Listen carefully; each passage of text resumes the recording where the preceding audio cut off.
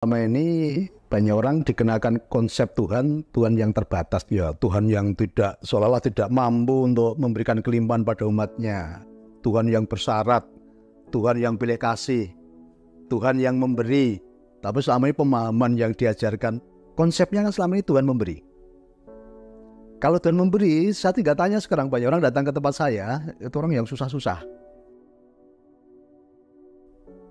Kemudian saya ajarkan, kalau kamu punya keyakinan selama ini Tuhan memberi, kamu terima enggak dengan kondisimu saat ini? Ternyata banyak orang enggak terima gitu loh. Kemudian di sini saya kenalkan Tuhan semesta, Tuhan yang menyediakan. Jadi bedanya apa? Kalau Tuhan di agama itu Tuhan memberi, Tuhan menakdirkan, ya takdirullah, kamu udah jatahmu segitu kan itu kan. Kita dikenalkan Tuhan, Tuhan yang pilih kasih. Tuhan yang seolah-olah hanya umatnya ini yang dikasihi, yang layak mendapat kebaikan-kebaikannya kan, yang lainnya enggak dihakimi, ya dikatakan itu laknatullah dan lain-lain kan itu. Ini Tuhan yang sangat apa? Tuhan yang sangat sempit. Tuhan yang tadinya maha besar, penuh dengan kasih tadi akhirnya menjadi kasihnya sempit, kebesarannya pun menjadi kecil. Tetapi Tuhan semesta, Tuhan universal tidak bicara seperti itu. Tuhan universal bicara apa? Kelimpahan adalah hak bagi semua makhluk ciptaanku gitu. Jadi Tuhan menciptakan dunia ini bicara apa? Supaya mereka mengalami kelimpahan. Tetapi oleh Tuhan yang dikenalkan banyak orang ini kan Tuhan yang penuh keterbatasan. Maka tadi ya seolah-olah ini orang miskin itu sudah ditakdirkan miskin. Kamu udah jatahmu segitu. Ya kamu diberi Tuhan segitu kan itu. Sekarang coba kita berpikir. Tuhan memberi, Tuhan yang memberi dengan Tuhan yang menyediakan, kira-kira ada yang mana? Menyediakan kan? Nah justru Tuhan universal yang saya kenal selama ini, kemudian dinikmati banyak orang karena saya mengenalkan Tuhan universal, Tuhan yang menyediakan. Bukan Tuhan yang memberi. Lah itu saya praktekkan dalam kehidupan kami sehari-hari. Siapapun yang datang ke rumah saya tak sediakan makan. Makan minum gratis. Anda mau makan 5 kali silahkan. Itu loh. Karena apa? Kita menyediakan. Sama semesta juga seperti itu. Tuhan sudah menyediakan bagi semua makhluk ciptaannya. Tanpa terkecuali.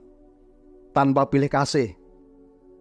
Nah, itu dengan pemahaman tadi Tuhan yang universal tadi, Tuhan yang menyediakan tadi, segala kelimpahan sudah Tuhan sediakan di muka bumi.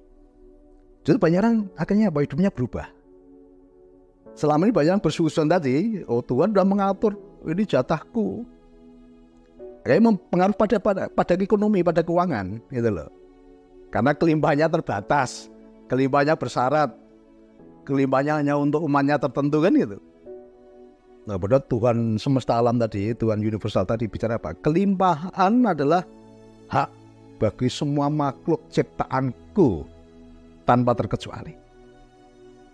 Nah, setelah paham itu, banyak orang yang tadinya datang ke sini dengan segala kepayahannya, segala permasalahannya, ekonominya hancur, keuangannya minus, mengalami kelimpahan ketika sudah mengenal Tuhan yang universal tadi.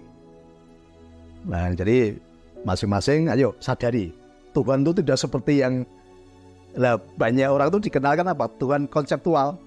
Jadi Tuhan yang dimanusiakan. Jadi masing-masing kalau kita bicara tentang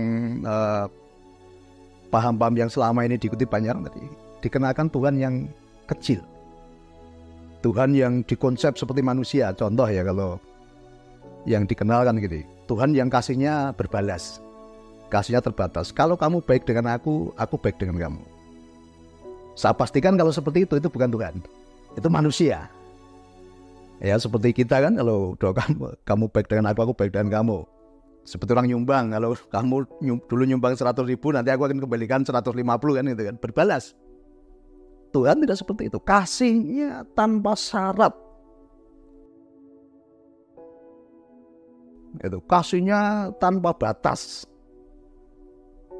Bahkan karena kasihnya tadi, Tuhan tidak pernah menghukum umatnya. Tuhan tidak pernah menghancurkan ciptaannya. No, Tuhan tidak pernah menguji. Semua ini adalah akibat dari perbuatanmu sendiri gitu.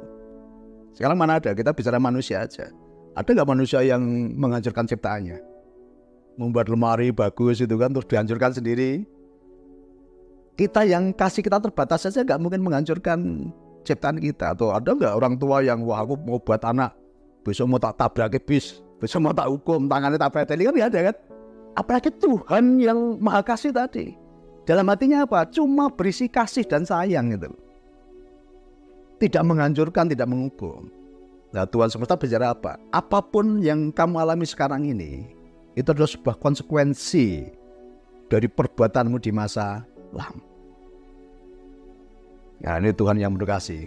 Ya, tetapi aku ini Tuhanmu yang penuh kasih dan sayang. Ketika kamu sadar atas perbuatanmu di masa lampau, kondisimu saat ini karena apa? Karena egomu, karena kesombonganmu, karena ketamakanmu, karena kerakusanmu, karena kamu mengandalkan kekuatanmu sendiri. Bahkan kamu merasa untuk menjadi Tuhan bagi banyak hal kan itu kan. Itu yang membuat kondisimu sekarang ini mengalami masalah kan itu. Tapi aku ini Tuhan yang penuh dengan kasih. Ketika kamu berbalik arah, bertobat. Bertobat itu artinya berbalik arah 180 derajat. Bukannya sekedar mengucapkan lafal minta ampun di mulutnya, tapi perbuatannya tidak berubah. Jadi ada kesadaran di situ, ada kesadaran. Dan ketika kamu sadar dan berbalik arah 180 derajat kembali kepada Tuhan semesta tadi. Nah, Tuhan katakan apa? Ketika kamu sudah berbalik arah 180 derajat kepadaku, aku siap menerimamu. Aku siap memelukmu kembali gitu loh, dengan kasih dan sayang. Maka akan ada kedamaian dalam hati. Dan aku ini Tuhanmu yang penuh dengan kuasa, yang maha kuasa. Kuasaku tidak terbatas. Karena lagi banyak orang mengenal Tuhannya Tuhan terbatas. Seolah-olah tidak sanggup menolong. Ya, masalahnya terlalu besar. Akhirnya Tuhannya kecil kan itu kan. Nah, aku ini Tuhanmu yang kuasaku tanpa batas. Aku sanggup menolongmu kembali. Sebesar apapun masalah yang kau hadapi saat ini. Nah, ini baru namanya Tuhan Maha Kuasa gitu. Jadi kan masalah itu sebenarnya kalau dilihat ada Pak. Karena ego, kesombongan, keserakahan, ketamakan, ya, merasa jadi Tuhan karena merasa mengandalkan kekuatan sendiri. Aku bisa kok. Aku mampu kok. Aku bisa mengatasi kok. Nah, ini kan dia menjadi Tuhan. Itu kesombongan semua itu, kesombongan. Nah, itulah sumber masalah itu sebenarnya itu gitu loh. Nah, selama ini banyak orang kan selalu menyalahkan orang lain. Kan banyak orang sendiri kan, wah gara-gara ini, bahkan pernah memfitnah Tuhan. Memfitnah Tuhan gini, Pak, saya ini sedang mendapat ujian dari Tuhan, Pak. Berat sekali Pak ujian. Nah, saya ngomong, lu kapan kamu daftarnya? Gitu ya, jadi, kapan kamu daftar kalau Tuhan uji gitu loh. Dan selalu banyak orang bersusun tadi, punya prasangka buruk terhadap Tuhan tadi.